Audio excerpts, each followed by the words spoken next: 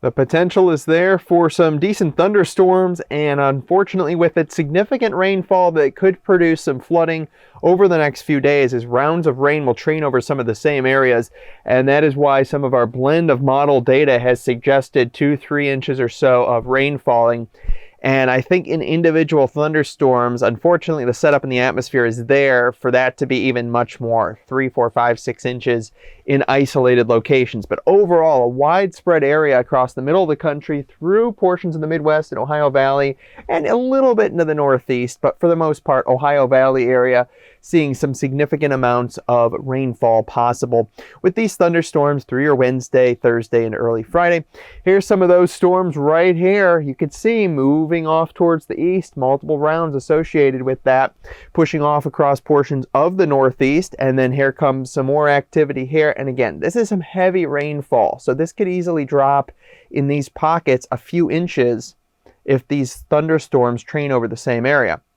You can definitely see the Gulf moisture source associated with this. And again, a lot of rain here, folks, for portions of eastern Iowa, Illinois, Ohio, Michigan, down into Kentucky and Tennessee as well. So as that moves through, there'll be a front that moves through. We'll tap into colder air as that pushes on inland. And we'll see this area now get involved, the Tennessee Valley and portions of the Deep South, which some of you don't need any more additional rain in that area. And then it kind of fades away, and it's going to be pretty quiet out across the west as we go through the end of this week as well. Some gusty winds across the central and southern plains, some 30 to 50 mile per hour wind gusts are likely. That'll be mainly over the next few days as well.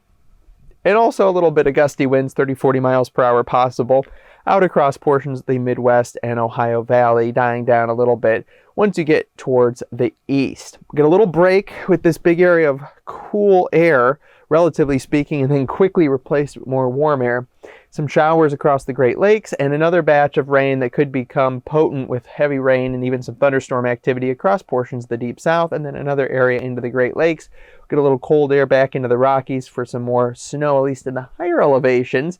And it's a pretty active pattern again, as we'll see multiple waves of some rain moving through into the Great Lakes and into the Northeast as well. Mid-Atlantic, you'll get in on some of that action where you see some of the yellows, maybe thunderstorms suggested with that for sure. As we get into a little bit more of an up and down pattern, there'll be some areas of warm air and some cool at times. Show you that. Temperatures compared to average, all this warmth will build on out, and we'll see some of that cool expand a little bit and come in from Canada as well and replace that warm air. And then it gets pretty chilly across the lakes into the mid-Atlantic and east. And then hello again, a big area of warm air with ridging again over the Great Lakes and really across much of the eastern portion of the country.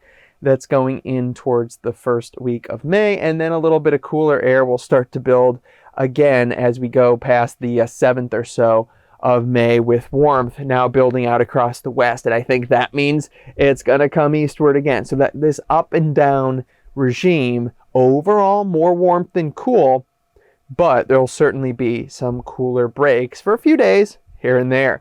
Thanks for watching. As always, here at NeoWeather, we are there to provide expert insight around the impacts to your operation.